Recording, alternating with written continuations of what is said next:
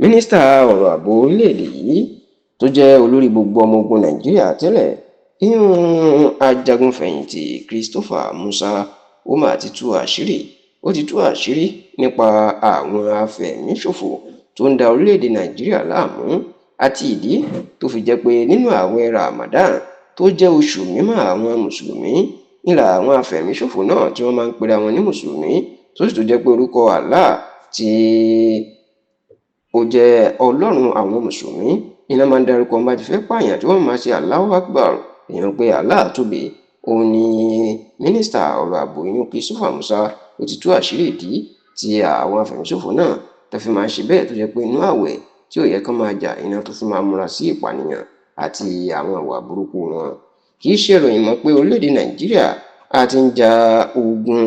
abẹ́nú látọ̀dọ̀ àwọn ẹgbẹ́ afẹ̀míṣòfò lóríṣìíríṣìí ṣe ti àwọn ẹgbẹ́ Boko Haram tó jẹ́ pé ìjàngbara báwọn yóò ṣe sọ orílẹ̀-èdè Nàìjíríà di ti ẹlẹ́sìn Islam nìkan làwọn ń jà ní ká sọ ni tàbí táwọn ìkejì wọn tó jẹ́ pé àwọn ya kúrò lára wọn táwọn náà ń jẹ́ ISWAP kó tó wá di àwọn tó ń gbajúmọ̀ lásìkò yìí ní àwọn Fúlàní afẹ̀míṣòfò tí ìjọba ń pè ní báńdíìtì. Bẹ́ẹ̀ làwọn báńdíìtì náà tún pín sí oríṣìí àwọn ẹgbẹ́ míì wà tó ń jà fẹ́sìn Islam nínú wọn àwọn bíi ẹgbẹ́ Mahmuda, Lakurawa àtàwọn míì bẹ́ẹ̀. Ṣùgbọ́n àwọn míì wà náà báńdíìtì tó jẹ́ pé ọ̀rọ̀ ẹ̀sìn ọkàn wọn o káwọn kan jí èèyàn gbé káwọn sì fi pa owó ni. Gbogbo eléyìí ni ló ti ń ṣẹlẹ̀ lábẹ́ ìjọba ààrẹ Bọ́lá Tinubu èyí tó jẹ́ kí ètò ààbò kó dàrú kó mẹ́hẹ̀ nítorí pé báwọn oníṣẹ́ bí ọ̀hún bó ṣe ń pààyàn nípakúpa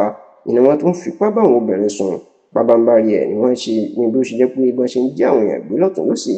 ni wọ́n tún pa àwọn ẹlòmíín tán bá ti gba owó òtúsílẹ̀ ńlá lọ́wọ́ àwọn ẹbí wọn. Gbogbo eléyìí inú jẹ́ kí ètò ààbò orílẹ̀-èdè Nàìjíríà kí ó mẹ́hẹ̀ gidigidi lábẹ́ ààrẹ Bọ́lá Ahmed Tinubu. Ṣùgbọ́n kinní kan wà ní o ẹni máa ń ṣe ọ̀pọ̀ èèyàn ní kàyéfì pàápàá àwọn mùsùlùmí nítorí inú ẹ̀sìn mùsùlùmí nínú ẹ̀sìn Islam wọ́n gbàgbọ́ wípé bí ààwẹ̀ Ramadan tó bá ti dé èyí tá a wà lásìkò yìí kò gbọ́dọ̀ sí ìjà tàbí wàhálà tàbí ogun jíjà níṣe ni gbogbo àwọn aláwẹ̀ yóò máa sinmi. Ṣùgbọ́n jẹ́ kàyéfì pé nínú ààwẹ̀ Ramadan nínú gbogbo àwọn ẹgbẹ́ afẹ̀míṣòfò iná máa múra sí ìpànìyàn wọn tí ó jẹ́ pé wọn yóò tó wá máa ṣe iṣẹ́ bí wọn. Eléyìí ni ajagunfẹ̀yìntì Christopher Musa ló ń tú àṣírí lórí ẹ̀ nínú ìfọ̀rọ̀wérọ̀ tó ṣe ní ilé ìjọba l'Àbújá láti jẹ́ káwọn èèyàn mọ ìdí táwọn afẹ̀míṣòfò tó fi máa ń dìde ogun nínú ààwẹ̀ Ramadan tó jẹ́ pé ń bẹ̀ gan-an ni wọ́n ti máa ń pa èèyàn jù. Christopher Musa ní ẹ̀kọ́ òdì tí wọ́n kọ́ àwọn afẹ̀míṣòfò náà ni wípé bí wọ́n bá fi pààyàn nínú Ramadan ó ní ọlá gidi wọ́n bá sì tún pa wọ́n ní àlùjánnà ìyún ọ̀run eré paradíṣe ni wọ́n ń lọ ìyún wọ́n bá fi pa wọ́n lásìkò tí wọ́n ń fẹ̀míṣòfò nínú Ramadan ó lè lè gan ló máa ń jẹ́ kí ìkọlù wọn kó pọ̀ sí i lásìkò ààwẹ̀ Ramadan.